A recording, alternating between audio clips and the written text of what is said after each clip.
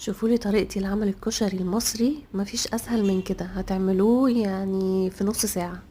حاجة بسيطة وسهلة جدا. الطريقة بالتفصيل على نفس القناة، قناتي أكلة ولمة.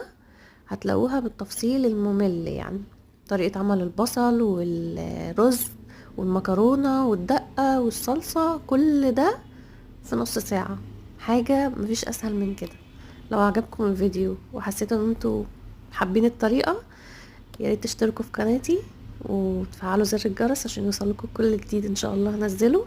متنسوش لايك حلو للفيديو وكومنت، وصلوا على النبي.